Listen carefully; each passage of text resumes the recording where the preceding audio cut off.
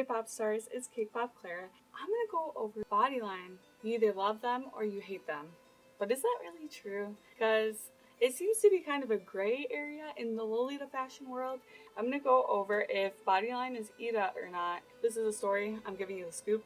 I'm gonna go over a few reasons why people say Bodyline is Ida. I'm also gonna say why those reasons aren't the end all be all of the situation, and I'm just going to go into some things that you can do to make sure that your coordinate that includes Bodyline is not Ida.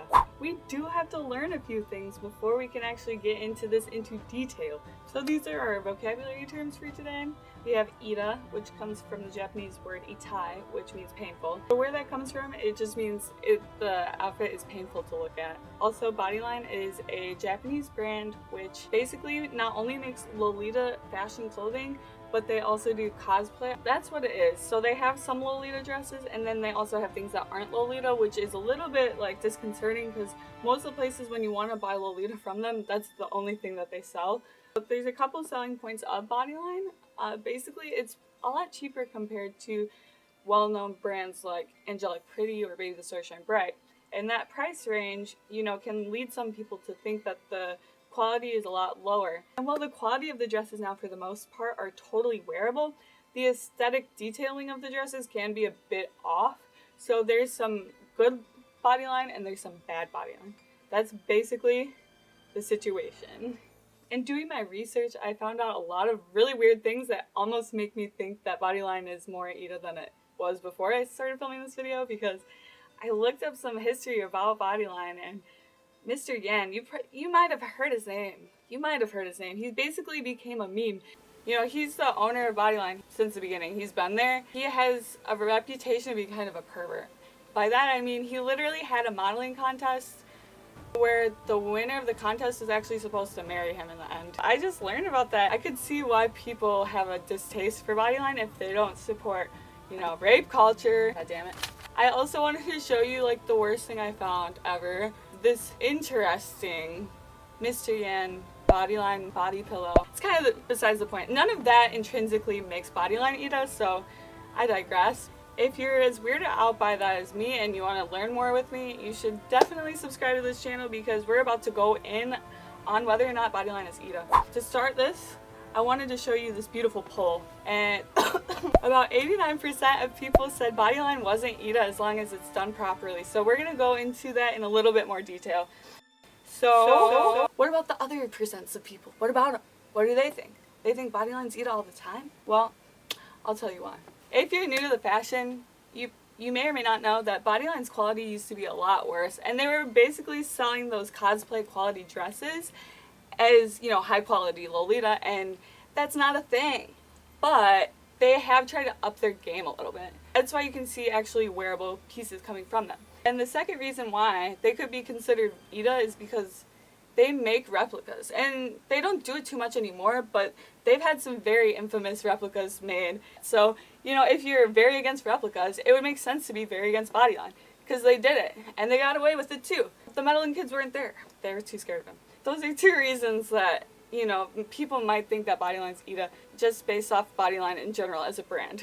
Now I'm going to get into two different ways that you can coordinate Bodyline and not have it look, like a bad cosplay or something. If you have their solid color dresses or their floral print dresses, those tend to look really good and you cannot even tell that it's Bodyline.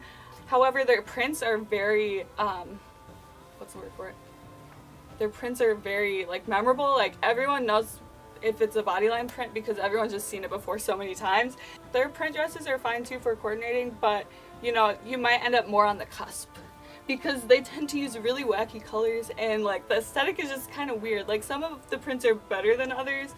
It's not like it's a bad coordinate, but people who are in that first category of thinking Bodyline's Ida no matter what, 2% of people or something, they're gonna know, they're gonna be like, what's this bitch doing? And you're gonna be like, it's just Bodyline. And then they still wear Bodyline shoes anyways. Another tip that I can't follow, but you might be able to, is if you know how to sew, you can actually modify Bodyline dresses.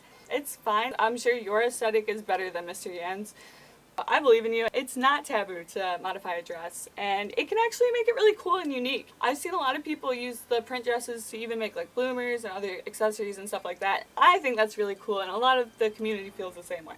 Now, here are 2 reasons I personally don't feel that Bodyline is Ida.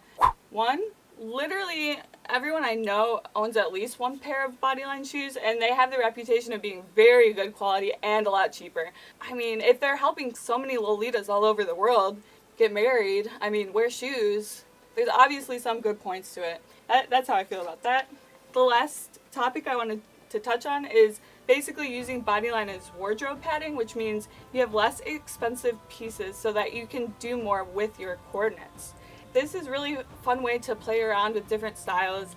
I think it can be very helpful to people just discovering themselves, and I have a ton of Bodyline wardrobe padding. Not really, I have a lot of blouses, and I gotta say, like, the blouses are cute, but they are very stiff. So just know that you are taking some risks. Some items are better quality than others, and it's gonna, like, I have this weird shirt. It has, okay, the buttons are in the back of it. Who does that? Wardrobe padding is a necessary thing, unless you have a ton of money to buy like all super high quality pieces for every single aspect of your wardrobe. Then do that. It's gonna be awesome. But it's a good option for those extra little things. The other good thing about Bodyline is that you don't have to worry about it as much.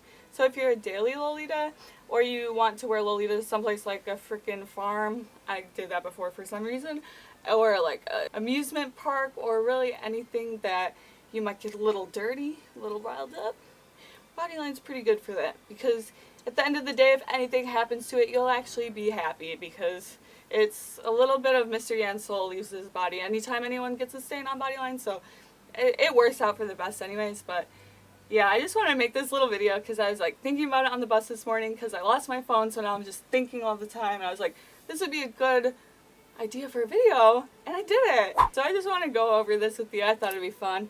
Let me know if you liked it. Let me know if you own any Bodyline, and I'll see you next time. Bye, pop stars. Love you.